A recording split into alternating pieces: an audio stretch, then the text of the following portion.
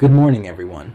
Today, we're diving into a topic fundamental to our democracy, elections. At its core, an election is a structured decision-making process where communities choose individuals to represent their interests and manage public responsibilities. Whether it's a student council election in your school or selecting a president for a nation, elections serve as the cornerstone of representative democracy. Why are elections so critical to democracy?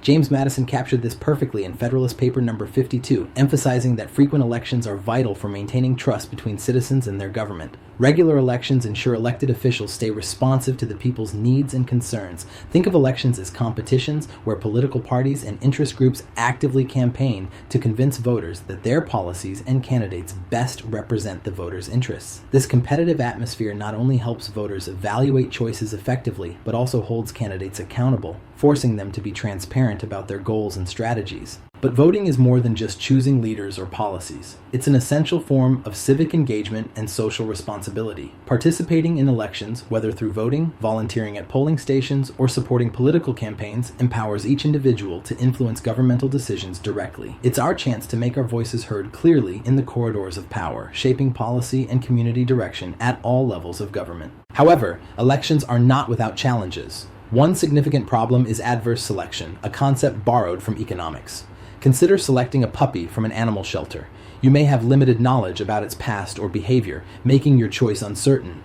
Similarly, voters often lack complete information about candidates and policies. For instance, in California, rideshare companies spent $205 million to influence voter decisions on whether drivers should be considered employees or contractors. This highlights another significant issue: the high financial cost of elections, especially in the United States, where billions are spent influencing voter decisions. Another problem is the moral hazard in elections, the risk voters take when electing someone who might not fulfill campaign promises or might be unqualified. Such uncertainty can discourage people from voting altogether. Compounding these challenges is voter suppression, practices designed to deter or prevent specific groups from voting.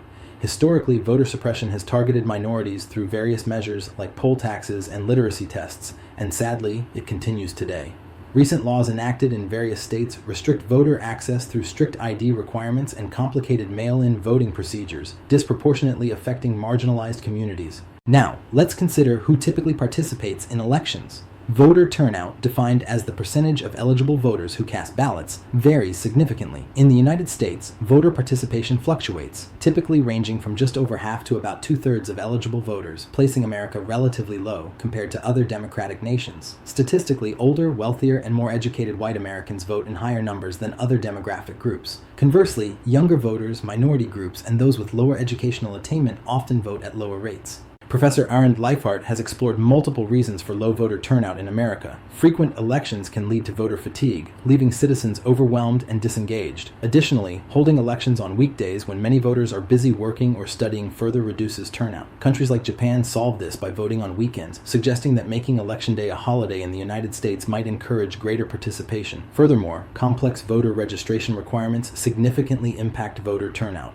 Unlike many nations with automatic registration, the U.S. requires citizens to proactively register, creating additional barriers. Efforts like same-day registration and automatic registration in some states attempt to alleviate these hurdles. Lastly, community involvement and trust in government also profoundly affect voter turnout. Communities with high levels of social capital, meaning strong interpersonal networks and active civic engagement, experience higher voter participation rates. Conversely, declining trust in government correlates with lower participation, emphasizing the need to cultivate community involvement and confidence in electoral processes. Understanding the intricacies of elections, their strengths and weaknesses, and actively engaging in the electoral process can significantly strengthen our democracy. By participating, we not only choose our representatives, but actively shape the policies and future direction of our society.